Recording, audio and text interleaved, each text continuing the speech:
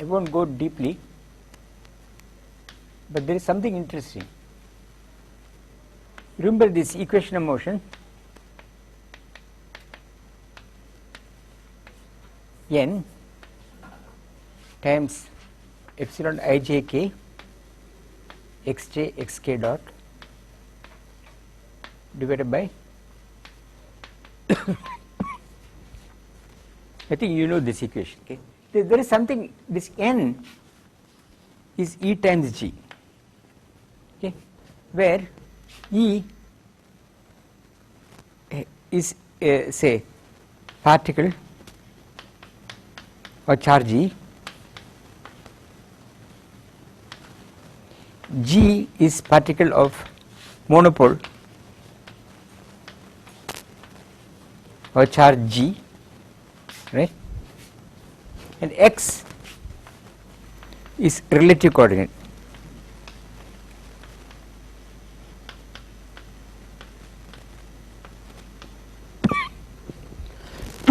And this n is quantized. Okay, so n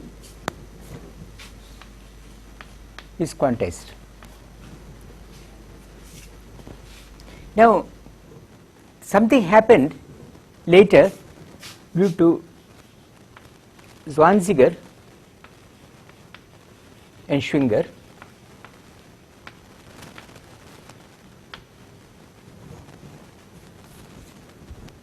where they talked about dyons. I will tell you why I am talking about dyons.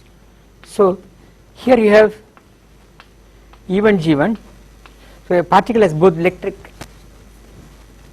and magnetic charges, and another one with E2 G2. Okay. In this case,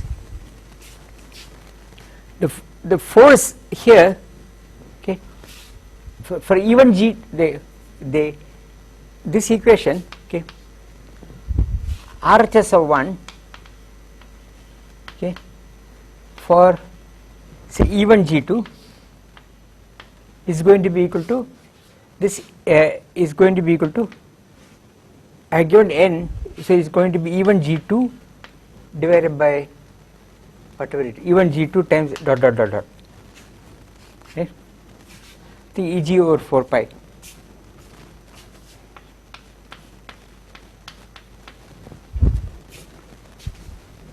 It will be E1 G2 over 4 pi dot dot dot. For 2, okay, it will be E2 G1 over 4 pi, okay, because it is between this and that, but okay, one changes sign, RHS, no sorry, left hand side changes sign, because the relative coordinate has flipped in sign, right. So what happens is, implying that m xi double dot, where x, this is the relative coordinate between this and this, okay, is equal to E1 G2 minus E2 G1 over 4 pi times dot dot dot dot. Okay. So this is changed character. Okay. This is a antisymmetric product of E1 and G2, E1 G1 and E2 G2. In fact, it is a symplectic product of the two things, right? Epsilon I. So this is what you get. So what you are going to get is E1 G2 minus E2 G1 over 4 pi is going to be in integer, not E and G. Okay. This doesn't mean, for example, if I have this means, for suppose now consider, for example, okay, say E1 G1 equal to 0, so it's a pure charge, and you consider magnetic monopole, something with electric charge and also a monopole charge, okay, and apply this condition, you will find that G2, even G2 over 4 pi is integral. Even G2 over, it does not say anything about E2, right? No condition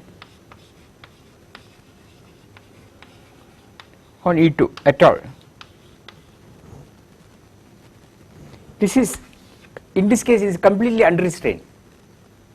Okay, here.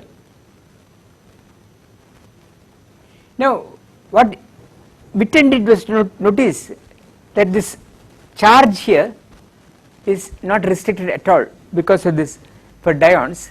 Then he considered what happens, okay, if I now do something different. Okay.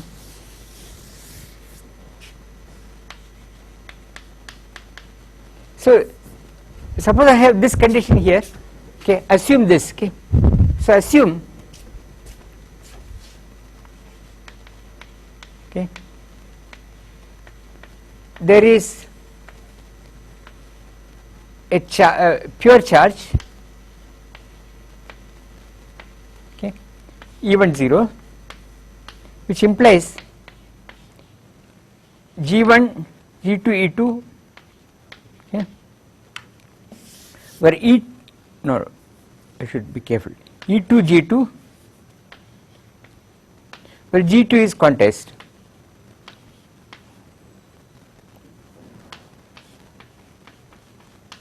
Is some integer. Now suppose there is another one, suppose there is another monopole, okay, suppose there is another dion, assume another dion,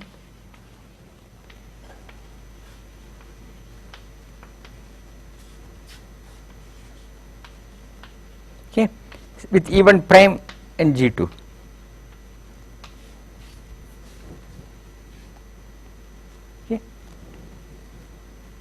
He assumes. Now what happens between these? So between these you will find that E1 minus E2, E1 prime, what am I saying? This should be E2, sorry, I am writing too fast, okay. This should be E2, this is E2 prime. So you get E2 minus E2 prime, right, between these two, okay. E2 G2 minus G2 E2 prime, okay. So it is G2 over 4 pi is quantized, right. So what happens is that if I have in the situation like this, the difference between the dionic charges is quantized, but each can be shifted by, so okay, we can have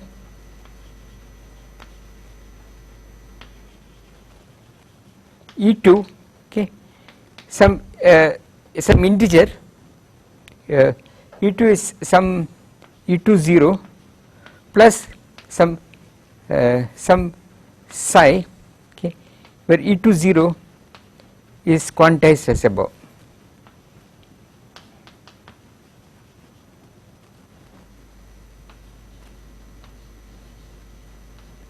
And psi is a common universal factor, okay. So you could have dions of fractional charge. So this is the thing about Witten's dions of fractional charge.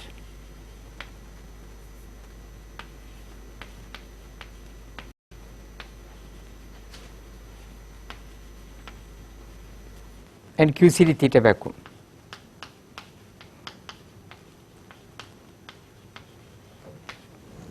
Okay.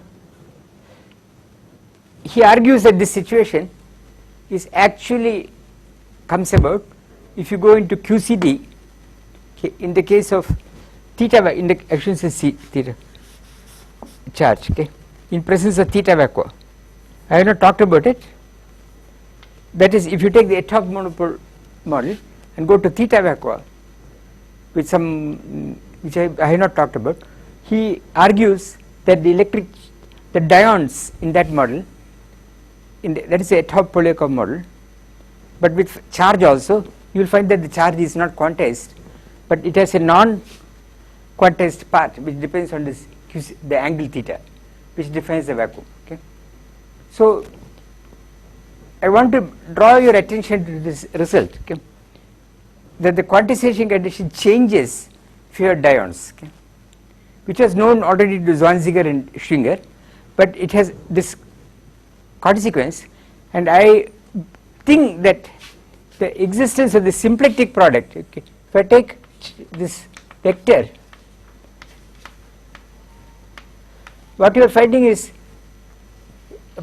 this kind of thing, qi q prime j is z, right, where epsilon is the antisymmetric symbol, right? This epsilon is 0 1 minus 1 0, right? This is what we are finding. I think that this is very strongly related to the Goddard-Noyes-Olive duality, which you might have heard about. I will just mention it. There is this fact that there is electric and magnetic groups. Okay? There is an old conjecture due to Goddard, Olive, and Noyes, and Monthorne and Olive, which is believed to be realized in some particular supersymmetric models, okay, n equal to 4 supersymmetry, and recently, I mean 10 years, it is also connected to all this business about Langland's program. Okay. So this my mind is not clear on how this gets related to that, but it looks very much probable, okay, to me. Let me see. Okay. So if you have questions, please ask. Okay. There is something to be done, to be understood, but I want to now to look at the abelian Chern-Simons theory.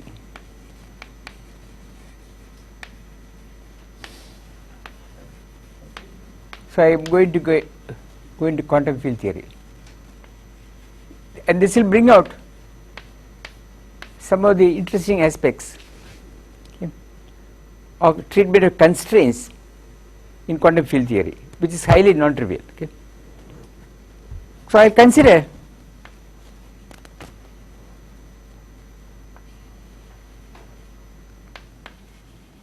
abelian,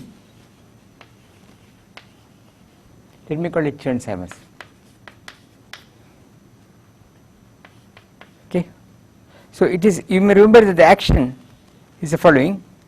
I think is k, this is some overall constant times, okay, d cubed x, okay, epsilon ijk, ai ijk,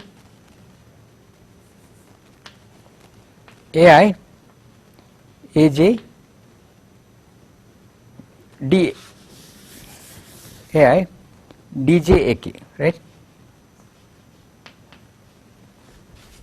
I am working in 3 dimensions, and I will deliberately use a topology del cross r. That is, I will not consider all of space. So the spatial slice will be a disk. Well, it looks like a disk, let us say a circular disk. Does not matter whether I write as a circle or whatever, because this object has no metric. Okay. This is my whole action. Now I want to know how to quantize this system, okay, and we will see that let me just get the factors right. Yeah, that this story is not trivial. Okay. We will see that the treatment of the constraints here in this problem is quite non-trivial, and I want to show you how it goes. Okay. Now look at the action. Yes, it is k over 4 pi times what, d cubed x times, first there is a a0 term, okay.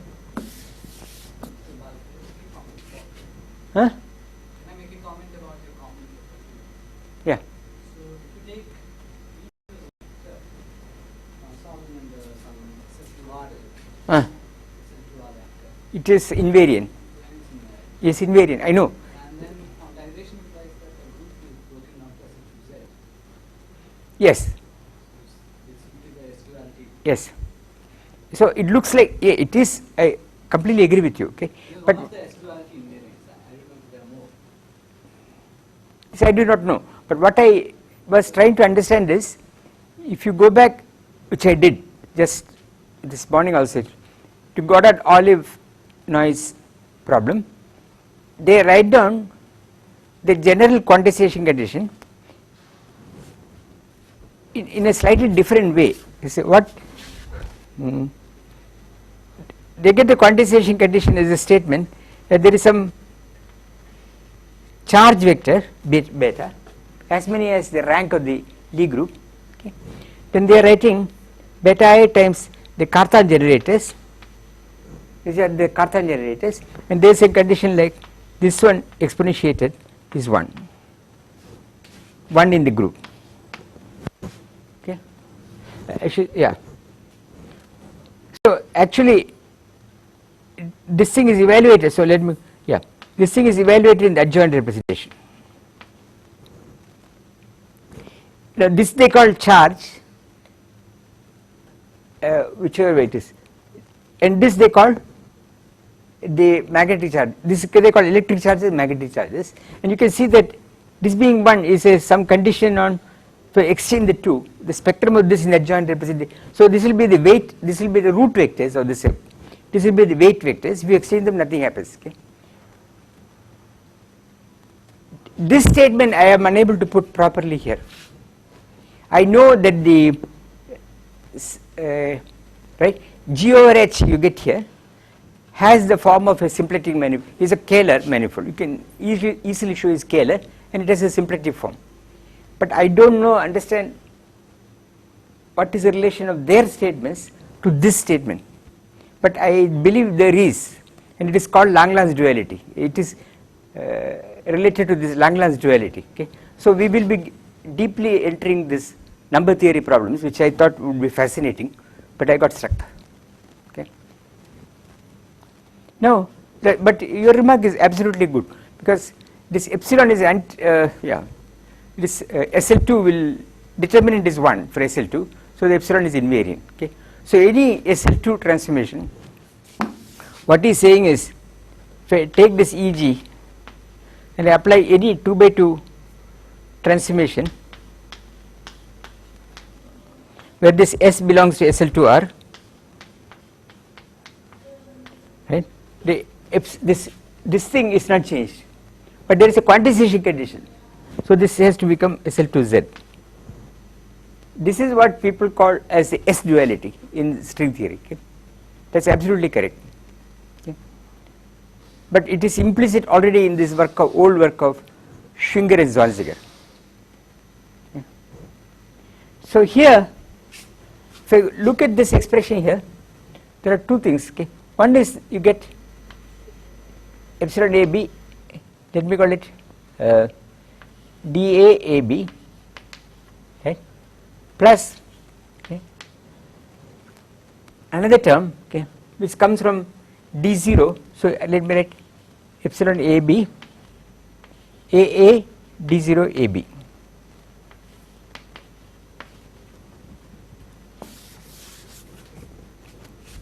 I am just splitting the equation. Now you can see from here by inspection that we get first, the way it is written, A0 has no canonical momentum. Okay. So what happens, as in the Gauss Law case, by inspection, okay, that you get constraint. This one, epsilon AB, A and B are running over 1 and 2, DAAB is weakly 0. Okay. Furthermore, from this equation here you will find is like PDQ, right? PDQ. So from here, and there are two terms, so immediately you get Poisson bracket of AA of x, AB of y is equal to, I think it's k over 2 pi, I'll check it, the Poisson bracket epsilon AB times delta 2 of xy, okay, at equal times.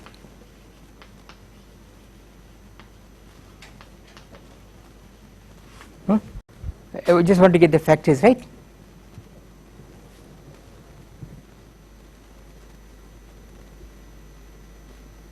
There should be 2 pi over k. It has to be inverted because we want, I must absorb this factor in one of the a's because p dq, okay. So this is p dq minus q dp, so there is a factor 2, okay. So I have fixed all that, okay, and this is a commutation relation at equal times, okay. So the system consists only of this. The equations of motion will give you nothing because with Legendre transform you will get it weakly 0. I can do the analysis, but the point is when I Legendre transform this will give nothing because it is p dq, first order in time, okay. Whereas this one which is like a potential is 0. So the whole thing is, if you just Legendre transform you will get 0, okay, except for the constraint. Now is this problem, now what is the non-triviality of this problem? Let me go back to this 1 and 2, okay. Now we see that from 2 already, so in quantum theory, let me look at quantum theory or possible, well,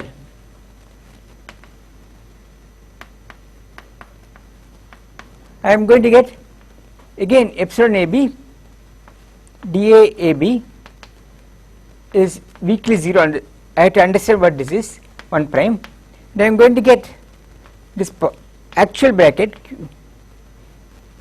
AA of x, AB of y is going to be I 2 pi over k epsilon AB delta 2 of xy, okay. Now 1 prime, so this is 2 prime. 1 prime already has a problem because from 2 prime shows that this A in any, like in any quantum field theory, AA are not operators.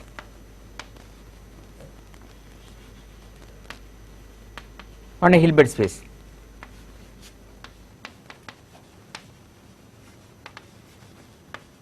C RHS, okay. There is a delta function here. Delta function is no operator on anything, it is a distribution. So it is an operator value distribution, okay. That is, so it is an operator valued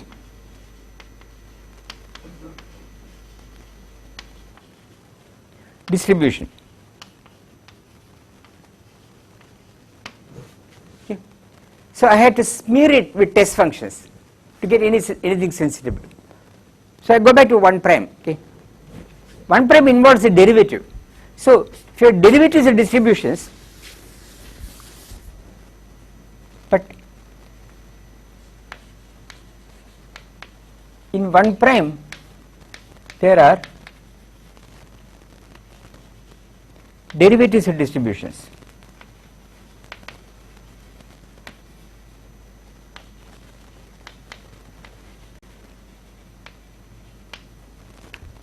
Right? But the only way to understand them as is by using test functions and transfer the derivatives to test functions. So must be understood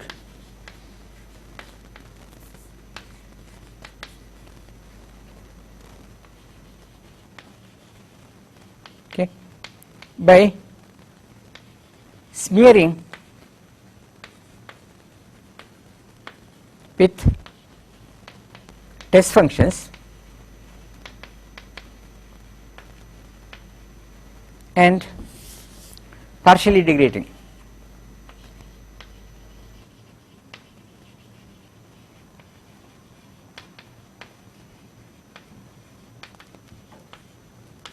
call it like test function lambda. Okay, so I will write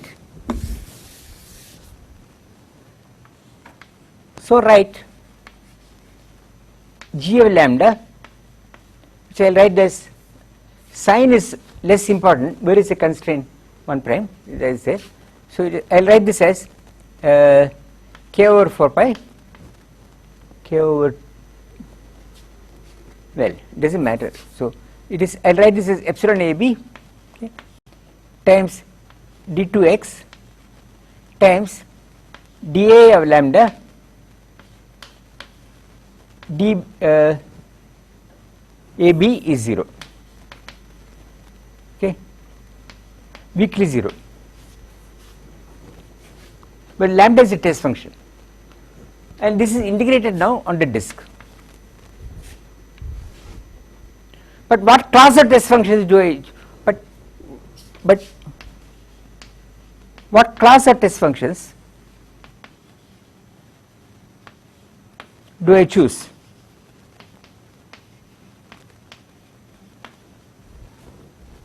Okay, it's not clear a priori. Okay. So, but let me assume now to recover classical equation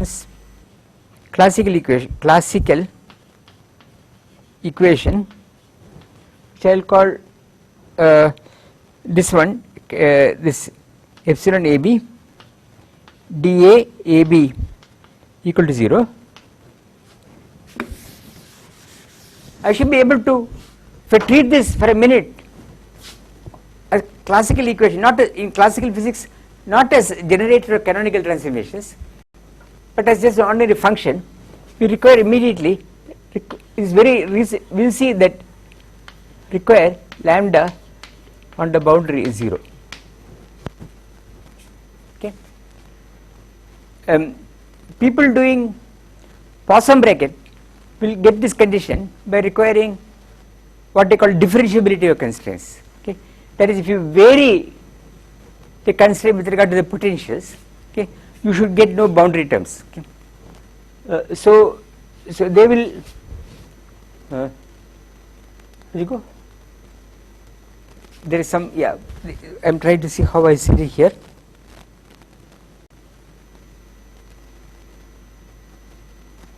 Yeah, they will actually they will start with this object, smear it to test functions and vary A, okay, and require that when you do the variation you get no boundary terms. Okay, you can do partial integration which will again give you the same condition. Okay, but I have tried to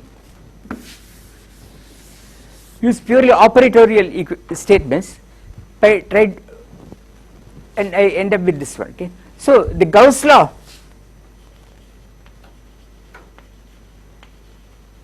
is the following thing, which I will call G of lambda is this thing, epsilon AB dA of lambda AB, where d2x, okay, where lambda vanishes at the boundary. Okay. They put some condition on lambda at the boundary. Now, is this, what happens? Are G lambda first class?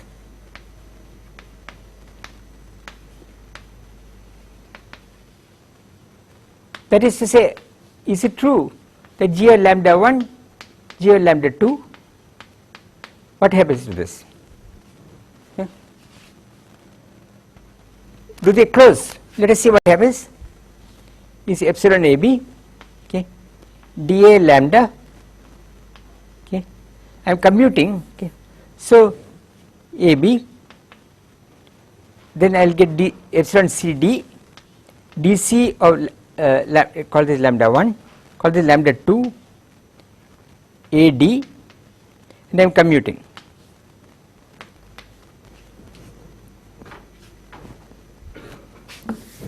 Okay, but this commutator we know, AB with A, this is D. This with this we know, so this is equal to epsilon AB, and here there are two integrations, d2x, d2y.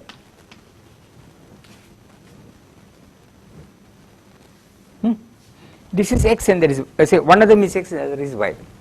So it is epsilon AB dA of lambda 1 of x, epsilon CD dC lambda 2 of y, epsilon lambda 2 of y, then between these epsilon BD delta 2 xy and d2x d2y.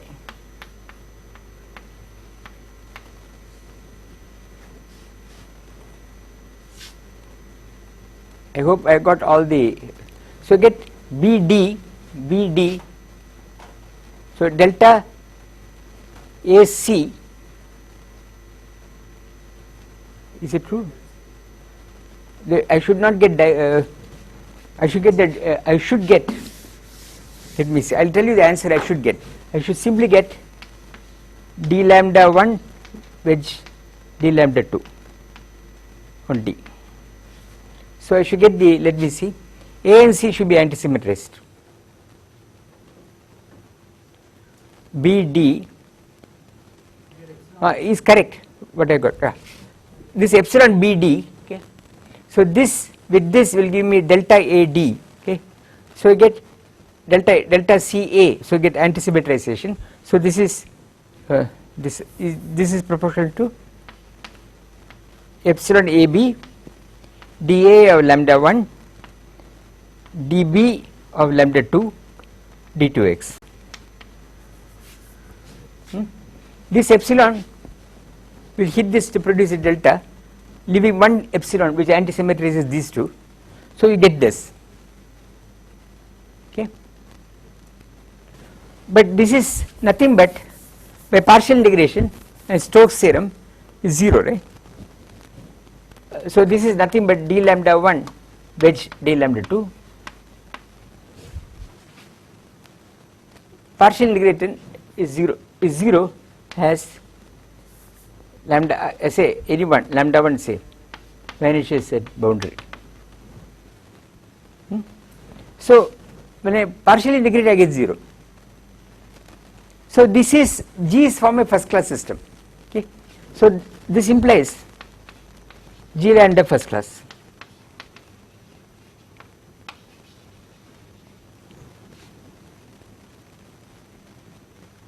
Okay. Now let me do another thing.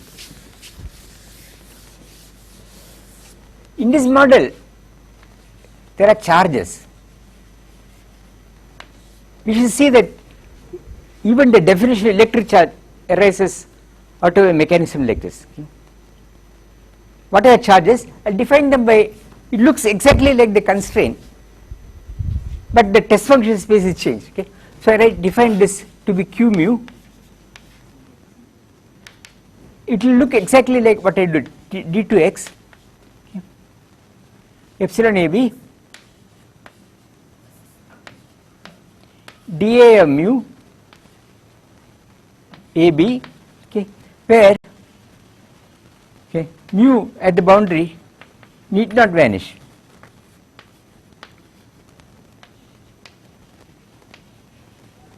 May vanish, need not vanish.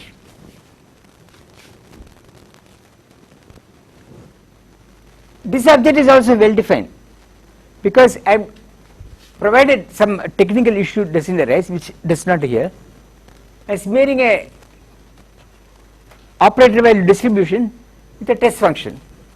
I am not taking derivatives of, by the way, people doing this kind of activity call them as weak equations, okay. Even when you solve partial differential equations, okay, they don't think of those equations like something acting on ordinary functions. They take all the derivatives and put it on test functions, they smear them, okay. Even in ordinary elliptic differential equations on a disk in electrostatics, if you look at Keshavan's book you will find this all over the place, okay. So it is in that sense, so these are called weak equations and we are dealing with weak equations. Now first thing is, okay, is Q mu 1 an observable, is gauge invariant? Okay, that is it gauge invariant?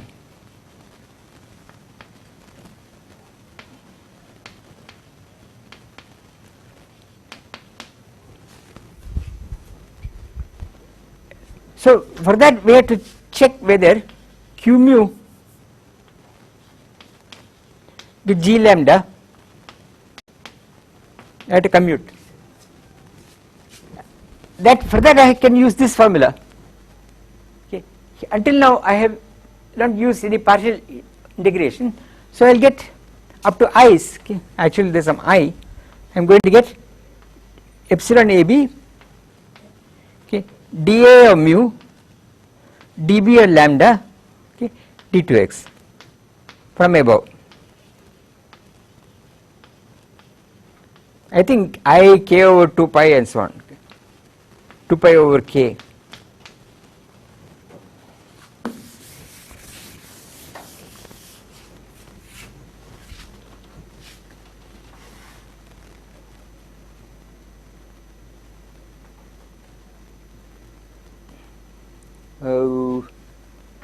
I am not sure about 2 pi over k. I am writing here k over 2 pi. Let me follow the rules. Okay.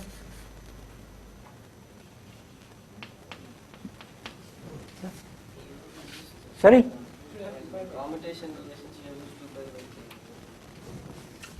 There are some, I will tell you why you are right. K over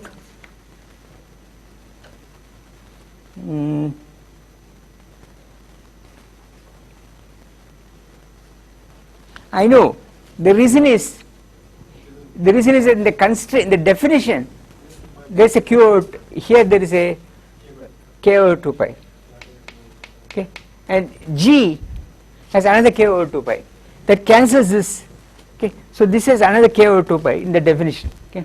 So I am normalizing G of lambda, okay, as q of lambda. Well, the way I write like this, so there is a 2 k over 2 pi. This is for purely convention. Now this is 0, okay, because lambda vanishes the boundary, okay. So it is first class. So yes, it is.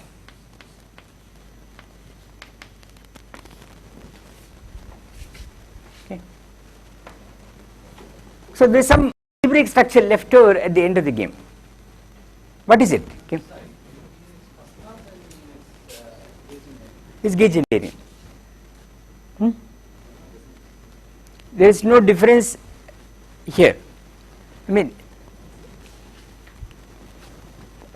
mean we don't know that all first class constraints are gauge transformations.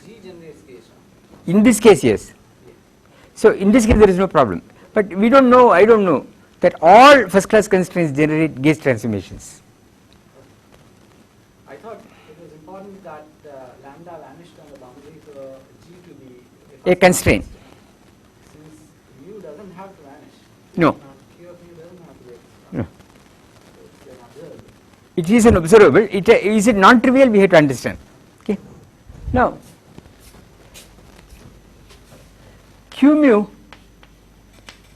is an edge observable.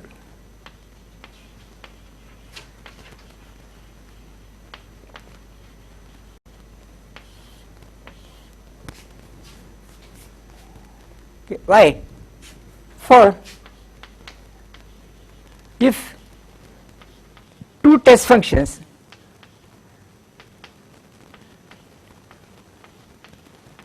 agree on the boundary, okay, then q of mu1 minus mu2 it vanishes at the boundary. Okay. So this is a so where mu1 2 is a lambda, so this is 0. Okay. So all that is left here, so this is an edge observable, because the way you extend the test function to the bulk makes no difference. Can be completely parameterized by the value of the test function at the boundary, but you cannot fix a gauge. Okay. There is no way that I can so what you have got is the equivalence class of all mu's modulo functions will vanish at the boundary. What is that quotient? The quotient is not how will you take a quotient, that equivalence class you cannot, there is no section in that equivalence class. Namely, take all functions. So if you take, this is like saying the following, suppose I have some region, a space, you take all functions on the space, okay, and take all functions which vanish at a point. Okay. What is the quotient of all functions on space modulo all functions at that point? Okay. What is something that is sitting there, okay, but what is it? There is no such thing in the space of all functions, there is no such thing, okay, which has some value here and nowhere else, okay, there is no such thing, okay. So you cannot take a quotient. Now what is q of mu1? Also let me look at q of mu1 with q of mu2.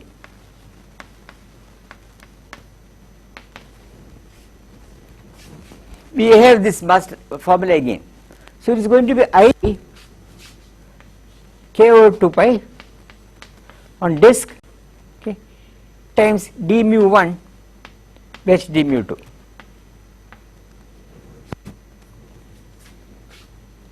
But it is no longer 0, because this is equal to I k over 2 pi of mu1 h d mu2, right, mu1 d mu2. Okay, it's not 0 always.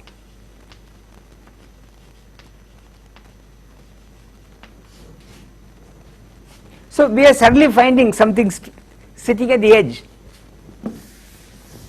okay, which is a non-trivial algebra. They don't even, it is some, it looks like a Heisenberg algebra, but not quite. I'll tell you what this algebra is actually.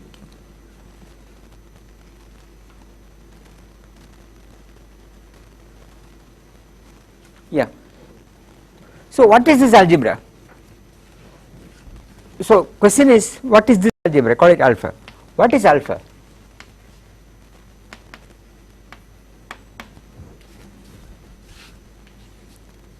So let me show you. Okay. Suppose on boundary, okay, we have a massless scalar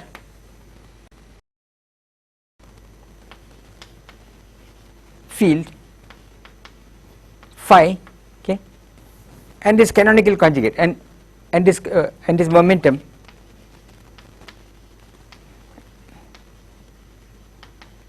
phi dot, okay.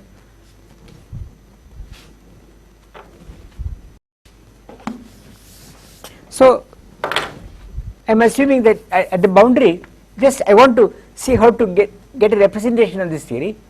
So I am writing f of x, phi dot of y is a I times, let me write it as theta prime delta of theta minus theta prime, okay, at fixed time.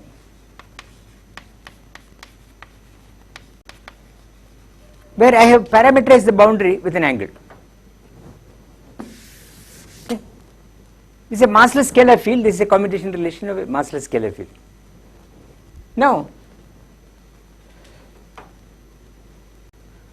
let me consider right or left movers.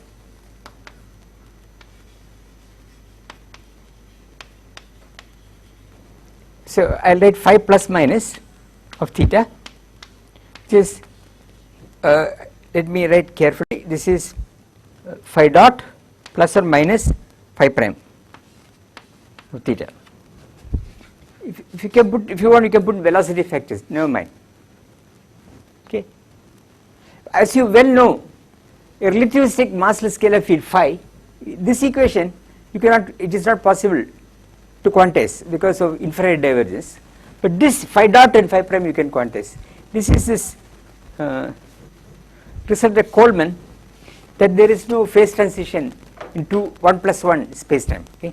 Because a massless scalar field like phi does not exist in one space and one time. You will get divergences like in the, when you write mode expansion, you will get terms like dk over k, okay? And that has a logarithmic divergence, so all correlators start diverging for this phi, okay? But if you take phi dot and phi prime, it's okay, okay? They are the currents, so these are the left and right moving currents I am writing. Then you check that the following equation is trivial, that mu1 of theta, okay, I am writing, say this should not be written, it should be written like this, t plus minus, sorry, should be d plus minus, then you write d plus minus phi of theta mu2 of theta prime, well, theta prime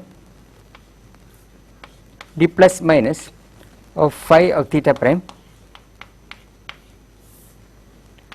equal to plus or minus 2 times mu1 of theta d mu2 of theta. It is on the boundary d theta. See, theta is going from 0 to 2 pi. So the left and right movers commute. Left gives you one sign, right gives you the other sign, and you get this. This is the same as this up to factors. Okay.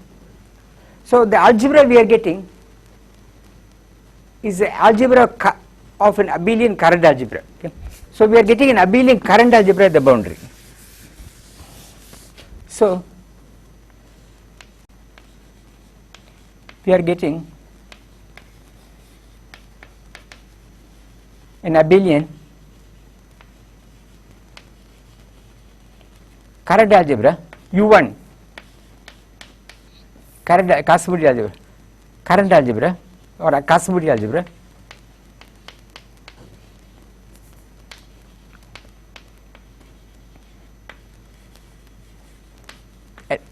on the disk. Okay. That is all that is left. The representation theory of this system, okay, is a representation theory of this massless particle, and there are some fluctuations going on at the edge, okay, and these are the fluctuations, these are used to describe Hall effect, quantum Hall effect.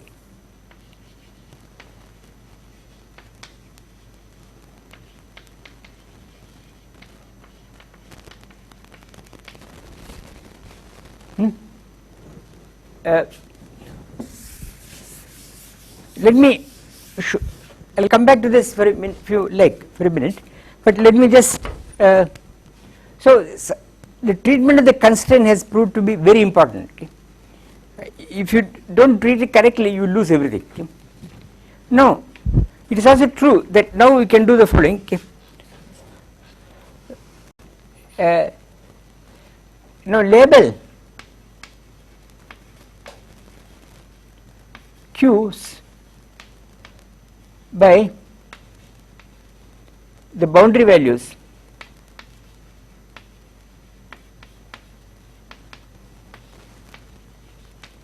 of its test functions.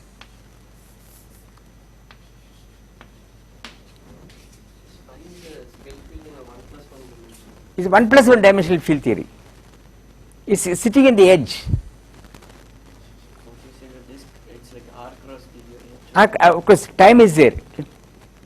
time is also there. If I had done this same calculation by putting in the non-abelian Chern-Simons, you would get the full Cosmodee algebra of the SUN or whatever it is along with the central term, because what we are getting here is exactly the central term. Okay, if you may know, let me write down, you will see what I am saying. Okay.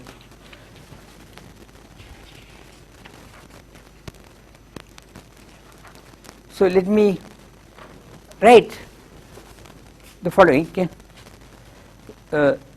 So then you find set Qn as Q for the test function exponential I n theta. The way you extend this in the bulk is immaterial, you do what you like, because there are 0 quantum states by the constraint. Okay. So I can label the modes purely by the boundary values, and since I have chosen a boundary which looks like a circle, diffeomorphic to a circle, I can use the Fourier modes. Okay. And I can calculate this commutators Q and Qm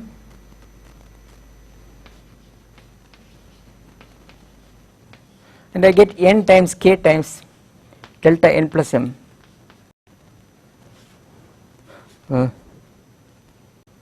yeah, k is in the delta n plus m 0.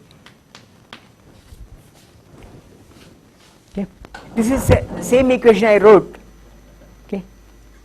You remember I wrote mu2, this equation here. Okay.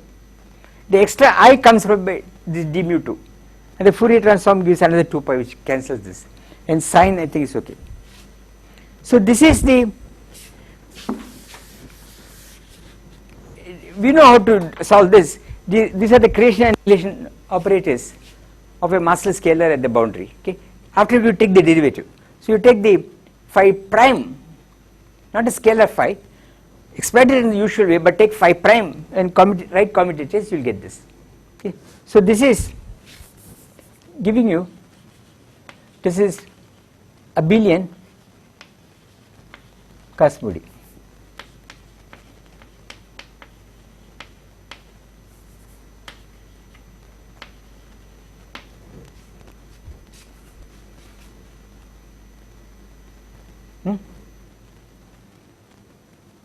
Now, once I come up to this, okay, one can now start elaborating on this much more. Okay. For example, you can do have a Virasoro construction in this framework. Okay. Can I write the diffeomorphism generators using this? Can I write vertical generators? You can have, there's a whole bunch of things which people do who do Cosmodee, and it turns out that you can do all that. Okay. And this part we did long ago, and you can look at it. Okay. But what I want to do now is to sidestep this problem, okay, and apply it, these ideas, to, let's say, to ED 3 plus 1.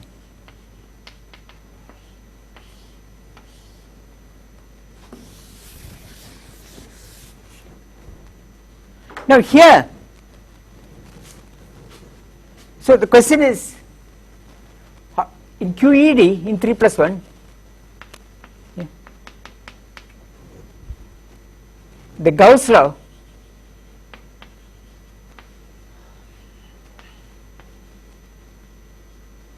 is a constraint.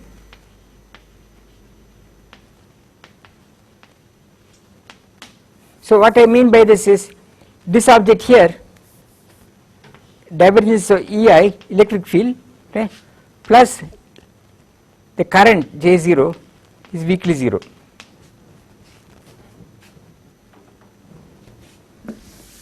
Where E is electric field, J0 is a current. But again the problem arises, in quantum theory we have to write this in terms of test functions. Okay. interpreting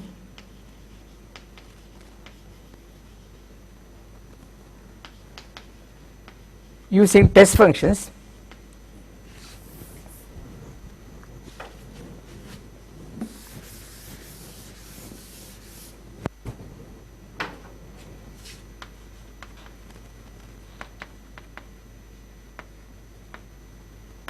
again, because E's are not operators, they are distributions, okay, operator value distributions. So I will write Gauss law in a different way, minus di of lambda ai ei plus lambda j0, and this is weakly 0, provided lambda at the boundary, okay, at infinity, lambda goes to 0 as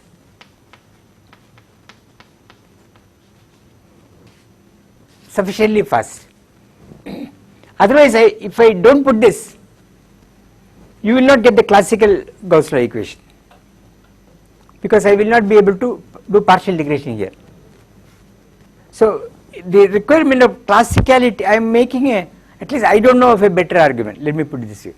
I want to put conditions on lambda at infinity, and the only way people doing simplistic geometry, like Abai for example, they will look at differentiability of this one smeared with lambda, and they will find that this lambda must go to 0 at infinity. Okay?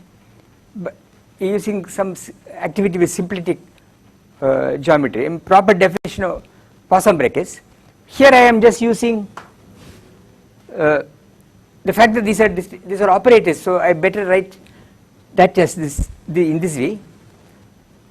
But once I write this, I want to also recover the classical equations, so I require that this lambda goes to 0 at infinity. Okay, so I get this. So this is the form of the Gauss law. But what is charge?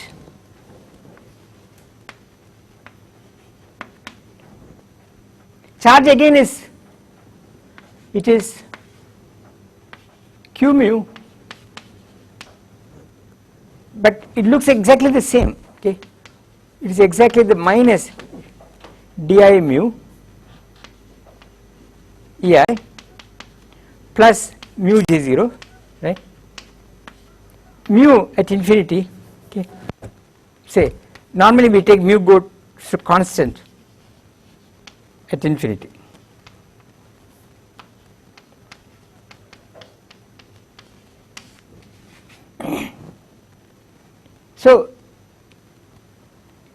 So again, you can take any constant value.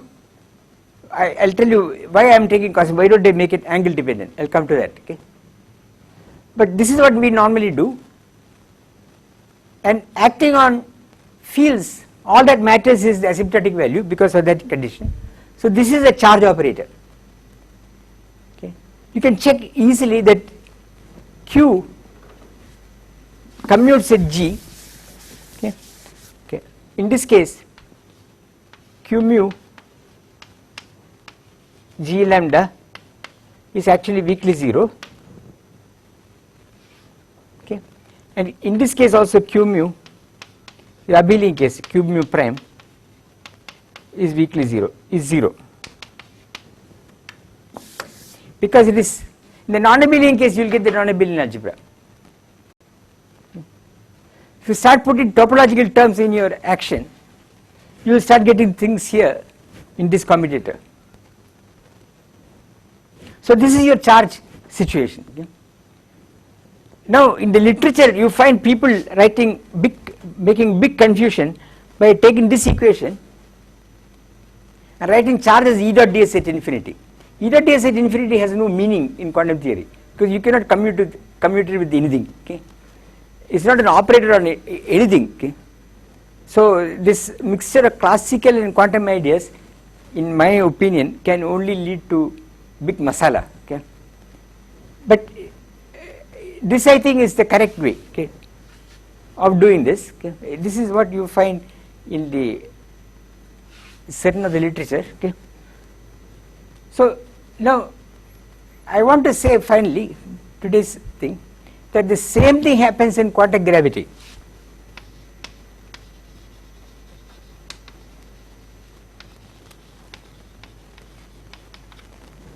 because in the quantum gravity case, okay, the diffuse constraints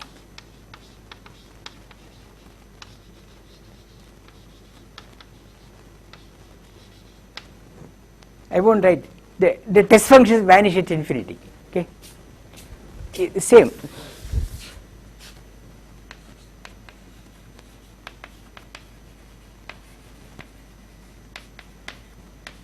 Whereas, okay, the ADM generators, these are the ones which generate the Poincare group, do not test functions do not go to 0 at infinity. So depending on the test function you choose, you can generate the full Poincare group, okay, rotations, everything you can generate, and these are the ones which people talk about when they talk about the mass of the black hole, okay, using the ADM formula. It is not a diffuse motion constraint, okay, but this is sitting at infinity, just like the charge is a super selection operator. Charge is not a part of the local observables, just like those things are not part of the local observables, okay. So I finished. If I choose, well, there is a story. You can ask, why don't I make mu space-time dependent, time angular dependent at infinity, okay. It turns out that if you do that and allow that as an observable in the system, then it turns out that that charge operator where mu goes to angle dependent things at infinity breaks Poincare invariance, rotational invariance, okay. I mean you find that the rotation operator does not act properly on states which the charge operator creates from the vacuum, okay. So you are breaking rotation and more pure.